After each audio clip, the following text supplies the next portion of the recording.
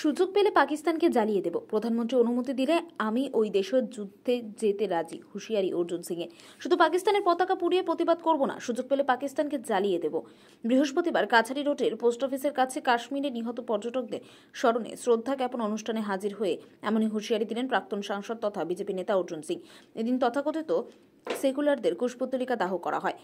উক্ত কর্মসূচিতে হাজির হয়ে প্রাক্তন সাংসদ অর্জুন সিং ক্ষোভের সঙ্গে বলেন, সেকুলারদের সেই হিন্দু বিরোধী দেশে ওরা জেহাদিদের সমর্থন করে।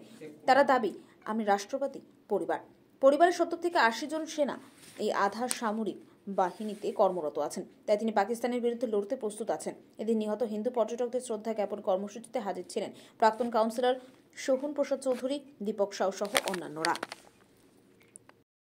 এই সেকুলাররা হিন্দুদের সনাতনীদের সব থেকে বিরোধী।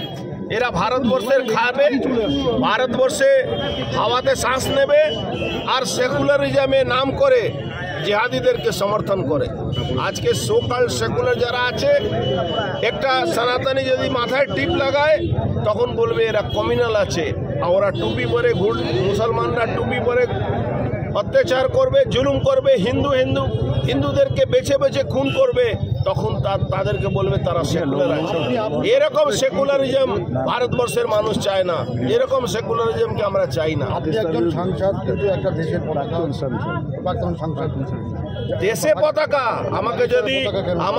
আমাকে যদি এই দেশের আমাদের দেশের আইন, আমাদের দেশে প্রধানমন্ত্রী যদি আহ্বান করেন कि ভারতবর্ষের সমস্ত নাগরিককে পাকিস্তানে কুচ করতে হবে, I am the first man যে পাকিস্তানে আর্মস নিয়ে আমি পাকিস্তানের বিরুদ্ধে লড়াই করতে আমি আপনি জানেন না, আমাদের পরিবারে প্রায় 70 থেকে 80 জন লোক আছে যারা দেশের সেনাবাহিনীতে প্যারামিলিটারিতে চাকরি করে।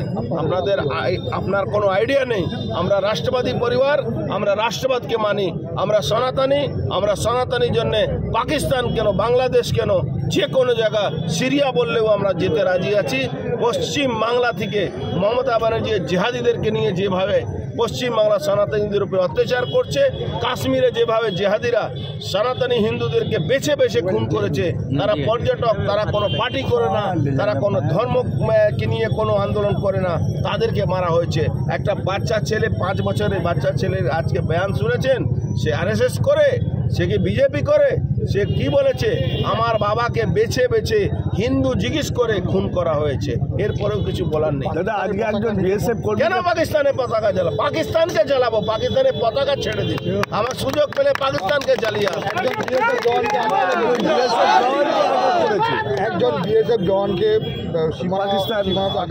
রেঞ্জার থেকে আটক করা হয়, তার বাড়ি আপনার কোনো চিন্তা করার ব্যাপার নেই। ভারত অত বড় সক্ষম আছে যে ওখান থেকে পাকিস্তান থেকে নিয়ে চলে আসবে। পাকিস্তানকে ব্রিটেন, আমেরিকা সহ 12 দেশের সাথে মোদিজি বৈঠকে বসেছে, কি হতে চলেছে দেখুন, যা হবে এই দেশের সনাতনীদের মাথা। ব্যুরো রিপোর্ট, উত্তরের প্রহরী।